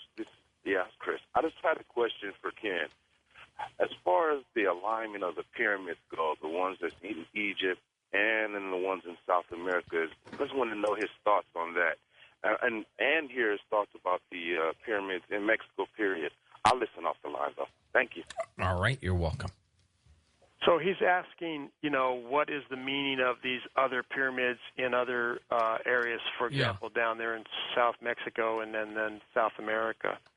And, all of those have to do with, and I'm not prepared to get into detail about these other pyramids, but they all work in conjunction with revelations about Arcturus, which is the home base of the Ophanim that were cast out, and the destination that where Enoch went. And so we're hoping to do some things on that in the future, but the people that really, I might sound like I'm really in the know about these things, but actually I'm novice compared to the people that are my go-to people for that kind of esoteric knowledge. I don't know. I don't know right now how to answer that question, credibly. So I can't go there except to tell you that I know in the future we'll be dealing with it in other films. Okay, next up, let's go to our wild card line. Hello, Brett. You're on Coast to Coast. Hello? Yeah. Yes. Good evening, gentlemen. Bless you both for the great work you're doing. I'd like to say hello to my cousin David and Jim. And I wanted to ask this evening, if we are the fallen ones, how do Adam and Eve and that story of creation fit in? And also, what and who are the Nephilim and the story in Genesis about the giants? Oh, boy. You got a couple of days. Wow. Oh, my gosh.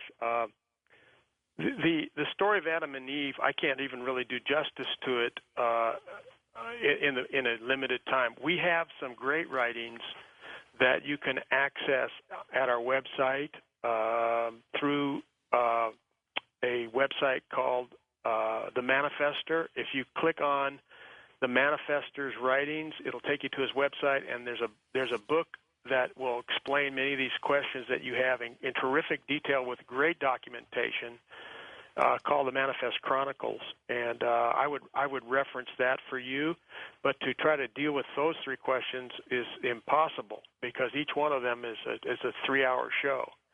The Nephilim are fascinating study, but there were actually people that lived before Adam and Eve on the earth, and we have fossil records of them, but they weren't like humans that developed from Adam and Eve. They were more animal-like, and there were actually giants at that time in the West Garden, and the lineage of Cain interacted with them sexually, and it caused this what we call the dance of the genes, and so there came this spontaneous development of giants, gigantes they were called. I've written a screenplay about this. In fact, I'm coming down, George, to visit Tom, and while I'm there, I'm talking with a Hollywood producer to try to develop that script on this whole topic, so it's kind of interesting. But anyway, that's a broad brushstroke of that topic. Okay, thanks. Next up, let's go to who's up. It's Mary in Salt Lake City. You're on the air with us. Hi, Mary. Hi. I was wondering if you could explain the difference between antimatter, which you say is inside of us, and dark energy. Well, when I say antimatter is inside of us, our spirit, what you are in reality is antimatter. I mean, your true identity is within the context of spirituality, which is antimatter to matter. I understand that. Yeah. Okay, so. But dark in reference to dark energy. Well, I don't know if I can really define dark energy. I can help you with antimatter because our spiritual person is the opposite. I don't like calling it, by the way, antimatter because that's a human term hung on the reality of our true essence, which is spirituality. And, it has to our physical body coexists with our spirit, which is really, almost a dichotomy. It is a dichotomy. So we are these two entities, but our spirituality is kind of like under a veil, because we're in human bodies that dominate our consciousness. So we have to learn how to transcend our consciousness from human nature to God nature. But dark energy is another story, and I can't talk about it. So, but we don't have, antimatter within us, inside of us, because then when you say that, you're focusing on your physical identity, when you should just say, I have a body that houses me. That's a better way to look at it. Then you're focused more on who you are. You key in on the Sphinx as well, don't you? No, I don't. The Sphinx is something I don't key in on. All I can tell you is Khufu did repair work on it, and to me, it's an area that I haven't really gone into. I would think that it's a rendering of Thoth or Enoch. That's my view of it. But I haven't really done any detailed work on that to support that idea. Our friend Joseph Farah from WorldNet Daily just loves your work, by the way. Yeah, he's a good guy, Joseph. I need to send him the other two films. I'm not sure he even knows about it. He might find out about it after this broadcast. But he put it on WorldNet Daily, and it was their bestseller there for months. So I'll probably send this off to him. We're just so excited to have it done. It's 3 years. I mean, I tell you, what a labor, George. I mean, we schlepped over to Egypt. I mean, it's a rugged trip. I mean, it's tough. And slugged it out, 4 trips, amazing, adventure, and we're just thankful that this bridge that we've built to the spiritual dimension is done, and we're very excited to get it out, and especially to introduce it on your program. I again want to thank you for having me on. Well, it's a topic that's so dear to my heart. Were you ever fearing for your own safety or your crew? I had my crew got scared, but I never was. I really love the Egyptian people. They were really cool. I really love them. The police are. There's so many police. You wouldn't believe. I mean, they give policemen jobs just so that they can be in a position to, ask you to pay them off all the time. So they basically work for free, but work on bribes. God. But there's tons of them everywhere. But I was never intimidated or afraid, ever, not even once. But some of my colleagues that I went with, they got a little bit nervous about it. But the Egyptian people are really cool people. I love them. They're great. But they don't want you to mess with their culture in terms of explaining it in a different light than. You ask anybody in Egypt, who built the Great Pyramid, they say, well, Khufu. Right? It doesn't matter if you're a tour guide or a taxi driver, anybody will tell you it's the same story. So they're all indoctrinated with the same stuff. So they don't want anybody like me coming over there to upset the whole history of Egypt.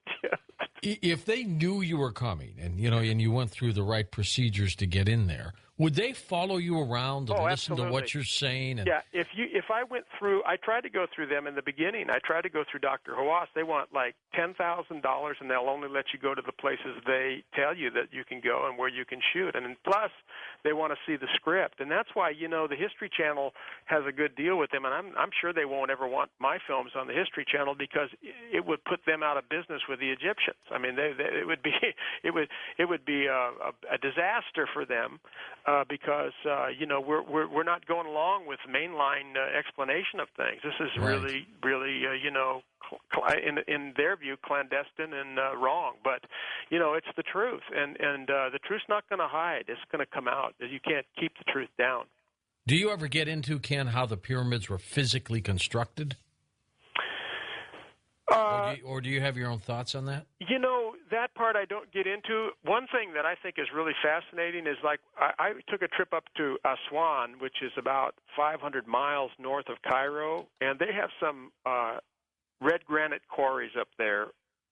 And they quarried out a number of 80-ton granite blocks that huge. They were huge, and they were, like 32 feet long and 9 foot thick, 6 foot wide. And it is claimed that they were floated down the Nile to Cairo, which would have been impossible because, if you don't have those things lined up on a barge, right, they just tip the barge over. It's like, oh, absolutely, or it'll sink straight. And they would have been caught up in the mud because the Nile didn't have the Aswan Dam where they could control the water, so it was really shallow, a lot shallower and wider, so that no boat would have been able to carry those. So how did they get them 500 miles downriver to the Great Pyramid? Then they had to lift them over 150 feet into the air to put them over the top of the king's chamber. It's just mind-boggling. So, there's so many mysterious things. And how did they quarry the casing stones? They're six-sided. They were perfectly cut. I mean, just incredible. Exactly. How do you pull it out from the bottom if you can't get under that to cut it? It's just so many things that are mysterious about how they did it. I like to get into the why they did it. And that's the case that we make in our films. This was done as a monument, as it was prophesied by the prophet Isaiah in the 19th chapter, as unto the Lord of hosts, because it is truly an oracle for the ages. Let's go east of the Rockies. South Bend, Indiana, you're on Coast to Coast with us. Hi there. Good morning. My name is Dina. Hi, Dina. And I'm really enjoying the show tonight. I wanted to, you said that you grew up in a Jewish family? Yes, I did. Okay, so you are Jewish, or of Hebrew descent? I have the genetics of the Hebrew faction of the human race, but I don't consider myself Jewish. I consider myself as one of God's children, just like everybody is, and so I don't make a distinction about that. Although people try to make a big deal of it, I don't think it's a big deal, because in God's kingdom there's neither Jew nor Greek, rich nor poor, male nor female. It doesn't matter. He doesn't look. Well, right. I absolutely agree with you, but I was going in a direction because you've had been blessed with knowledge of the precious Torah, which Christians don't truly understand. And also I wanted to find out, have you had any type of Kabbalah? Have you done any studying of the Kabbalah? First of all, about the Torah, I wasn't bar mitzvahed, so I wasn't raised up in a Jewish ceremonial capacity. My parents were basically nominally Jews, but religiously they were just totally ignorant of their background. They didn't know anything, so I wasn't raised on the Torah. Okay. And I wasn't bar mitzvahed. Wow. Which is no, I wasn't. But I know the Torah, the 5 books of Moses, pretty well, since I've read them dozens and, hundreds of times. And I probably, am above average in knowledge of them. And as far as the Kabbalah, that's the Jewish book of mysticism, that comes out of a lot of Babylonianism. Mm-hmm. And I haven't spent a lot of time at that. I've kind of browsed through it. It's pretty confusing. Right. And I don't think that people should go there. I think they'll get nothing but confused, and they won't be able to tie their thoughts together in a way that would be spiritually beneficial to them. So I would warn people not to go into the Kabbalah. I think it's disjointed, and there's probably some things I could draw from it that come out of what we call the Soundtron. And the Soundtron is the voice print of God in all the atoms and everything. And there's people that have, caught some flecks of light from it that form the Kabbalah. But for the average person, I would say don't go there. Okay, then where do you get your belief? I mean, how do you feel that you received your belief if you haven't? Because my personal opinion is there is truth in everything out in this world. It's our job to seek after the truth, to peel apart what is not true. And I believe he uses the Kabbalah. I believe he uses all religions for us to seek this truth. But I want to know, what have you studied to come up with your belief? I mean, is it a number of different things? Is it just the Book of Enoch? Is it just the Christian Bible? How have you been drawn in the direction that you've gone into? I think that's a pretty good question. First of all, let me say that I think because the Soundtron is in everything, including the atoms in your body, and the voice print of God is in nature and in all the cycles of things, and because there are truths in every religion, like, for example, in Islam, the word Allah is a wonderful, beautiful name of God, and it comes from the name Eloah, which is in the Old Testament. So the Muslims aren't far off in the name of God. So I think that you're right about that. My caution is that you can get off into a lot of periphery and a lot of scattered ideas that are not grounded properly, and so I'm only saying that to people that are, not really got their feet on the ground properly, that can get fried by a lot of spirituality that can take you off in some weird directions. And there's plenty of cults and things that have come along in the last 15 or 20 years. I think of the people down there in San Diego that killed themselves because they thought they could ride a comet. I mean, that was Heaven's pretty weird. Gate. Heaven's Gate. And those people were legitimately sincere in being spiritual, but they were, dead wrong.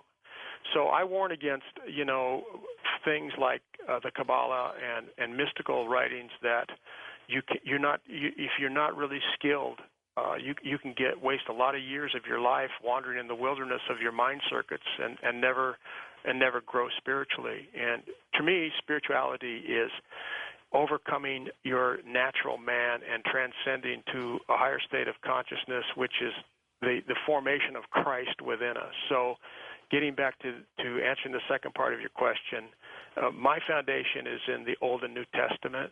I've read it probably 100 times, and many of the doctrines of Christianity I've found to be wrong because the exegesis and the methodology for discovering the messages of the Bible have been flawed.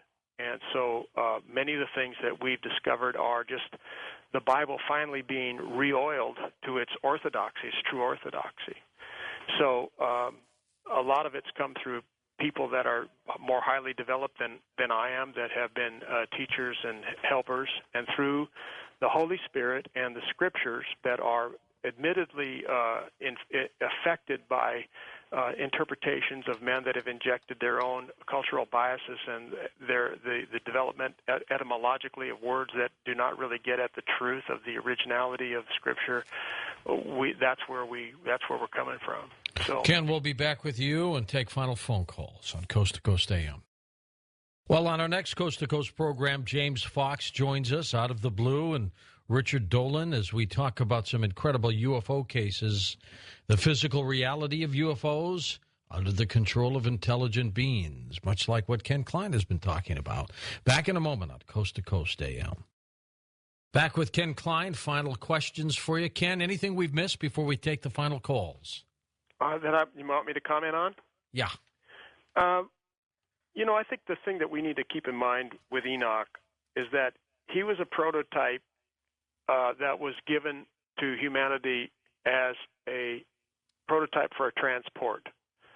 And the way he was transported is the way we'll be transported. So the question that everyone needs to ask themselves is that do they qualify for that transport?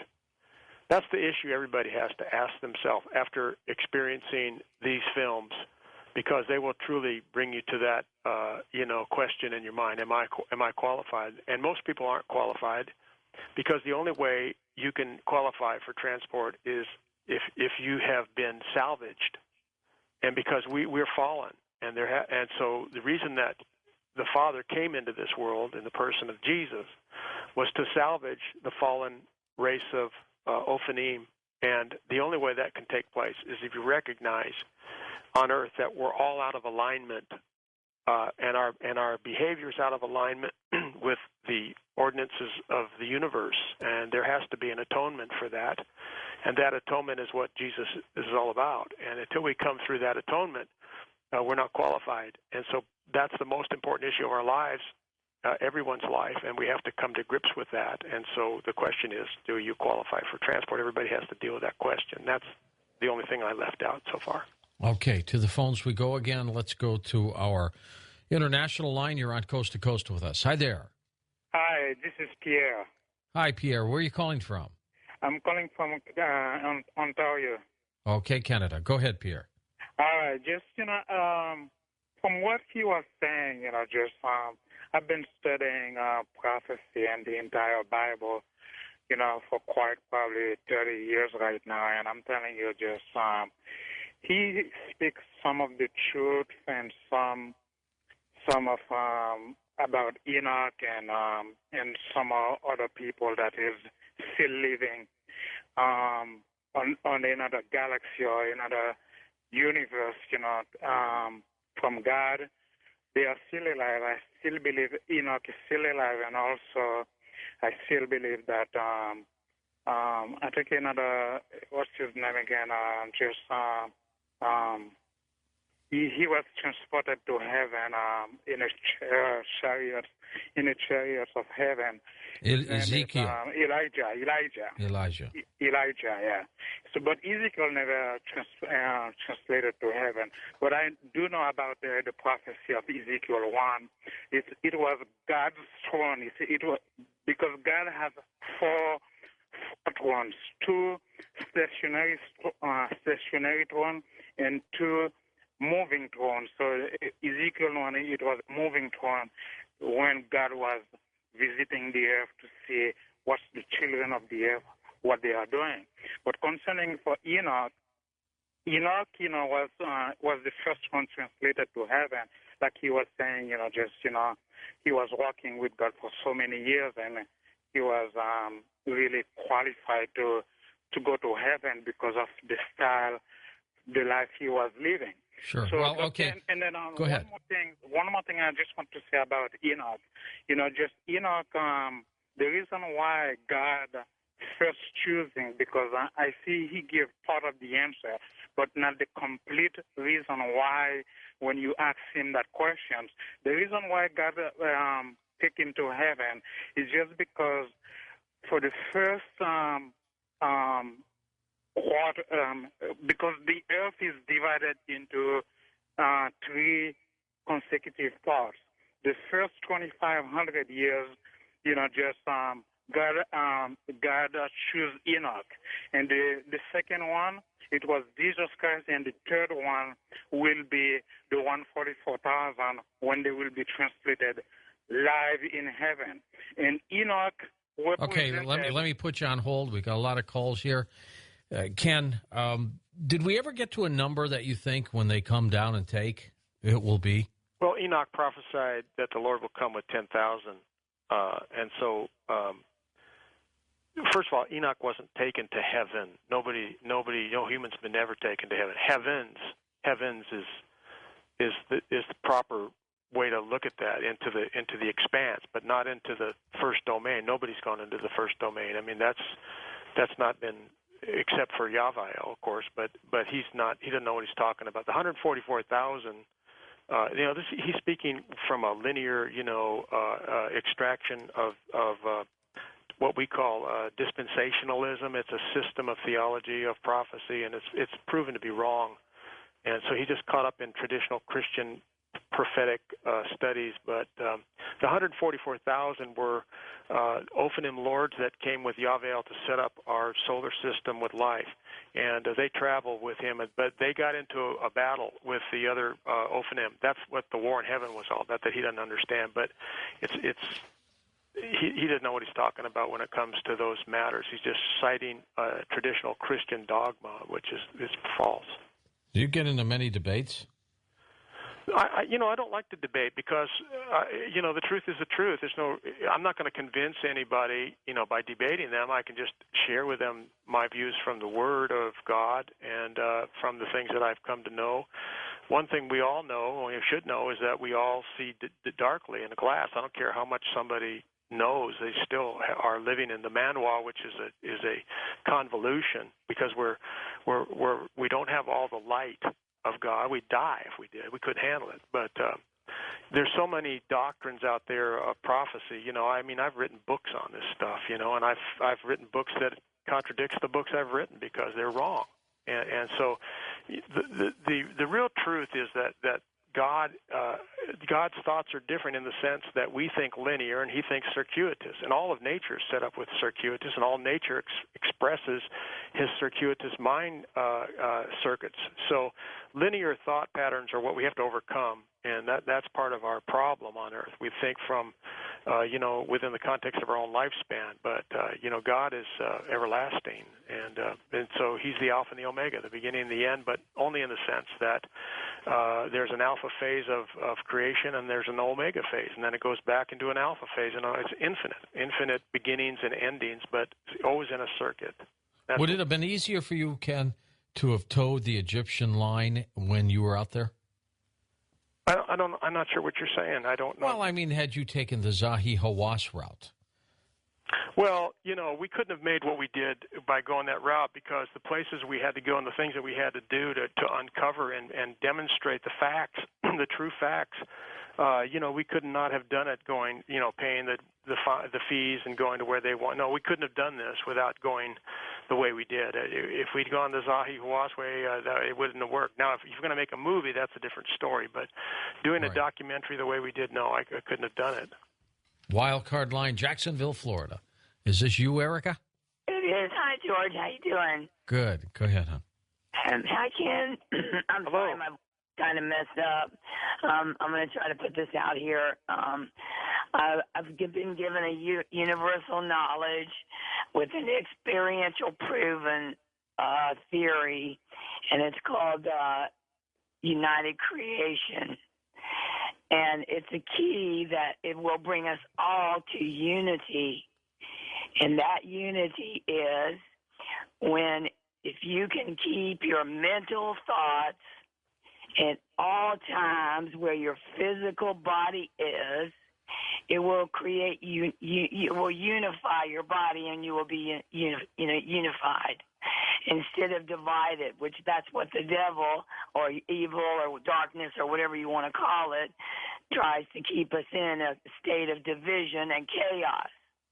But where unity resides, there is tranquility. Where division reigns, you have chaos. So the key to unification is to keep your mental thoughts at all times where your physical body is. What do you mean? But what do you mean by that, Erica? So that your past, present, and future merge into one.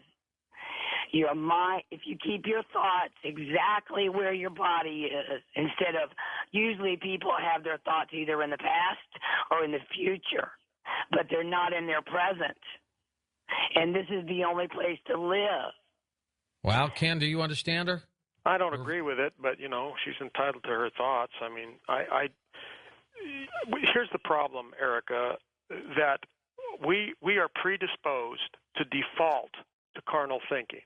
I mean, that's just the way it is. We're born in a default. We're born in a convolution.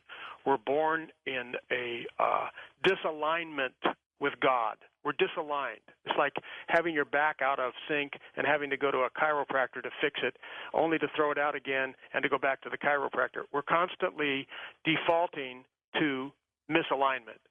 So you can't keep your body in alignment with your thoughts because your body is always out of alignment, and that's why your physical body is going to die. It's worthless. It's a piece of junk, and all of our bodies are going to go into the grave.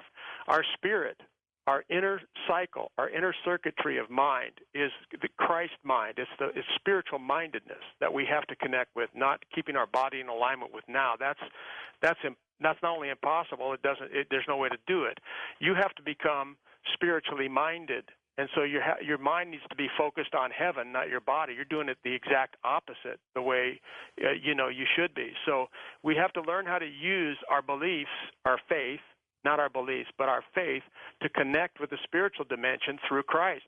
It's the only way to grow. It's the only way to transcend. It's the only way to transaccumulate the life of the Holy Spirit and to become more like Christ. That's what we have to do, not what you're saying. That is to me, it doesn't work. It's just the wrong way to think. West of the Rockies. We'll go to you on Coast to Coast. Eric in Windsor, California. Hi there. Back in 1970, I was 15 years old, and I was meditating with my mother. And she would channel it once in a while when she was meditating, but I'd never seen it before. And I was in a room with her, and it was deadly quiet. And all of a sudden, the room got filled with, like, electrical energy, really energy. And then my mom started talking in a male voice, and it was a very authoritative, kind of kingly voice. And I just shocked the heck out of me. And I was asking in my mind, before I could even speak, who is this? It was the voice that answered that it was Phantom Enoch, and said he had come from the Brotherhood of Light. And he told me that he said you were ready, and he said it just shocked the heck out of me. I didn't know what he was talking about, but and he asked to said a few more things, but I can't remember them because it was so long ago. But he said the time is right, the time has come, or something, and I just couldn't understand what he was talking about. But it was very authoritative, and I know it was very. You know, it wasn't my mother, I'll tell you that much. And that's about all I got to say. But it just blew my mind. Well, everybody has these different experiences, Ken Klein. Yeah, in the Bible, there's a story of this witch of Endor, that channeled and did things like that and brought up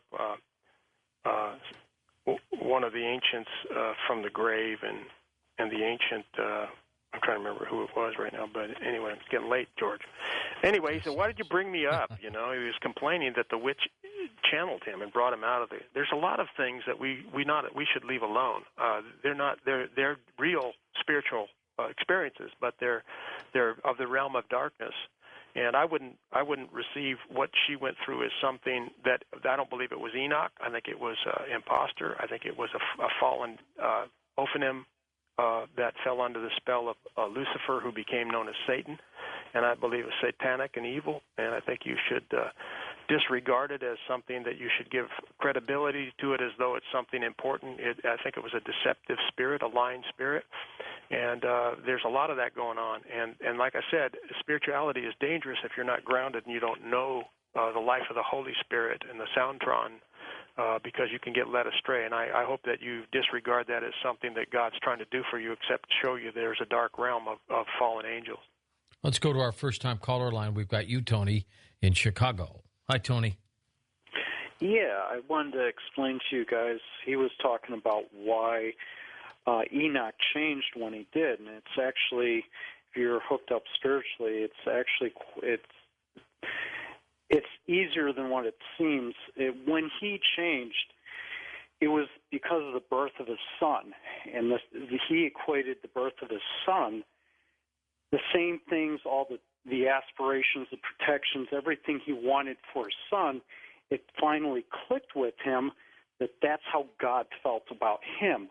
And once he realized that and internalized that, everything that he wanted for his son, he realized God wanted also for him in perfection. And that's when he started walking with God, and not until then. And that's why when two people come together and produce an offspring, it's like the Trinity. You have three people, and it's almost like a full circle. And that's when he changed. He realized. And that's the key to all of us. When we realize that, when we internalize that, when we seek God with how we have someone like her own son or daughter, that's when we'll be able to walk with God too. 30 seconds, Kenny. Do you agree with that? Oh, I don't know. I'd have to go back and see when Methuselah was born, but I mean, there may be something to it. But I don't. I know that I have three sons, and I know that when I took my position as the dad, a lot of things changed for me. So it's possible. It could be. Get out the website again, would you, in that toll-free? Sure. Tony, thanks for that statement. I appreciate it. My website is kenklein, KenKlein.com. Take the tour, even if you don't get my films. You'll love it. And there's a lot of great stuff you can enjoy yourself with. KenKleinTV.com. The phone number, if you don't do the Internet at all, is 1-800-892-9007. 892-9007. If you want to get the films by phone, then there's an operator waiting for you. 800-892-9007.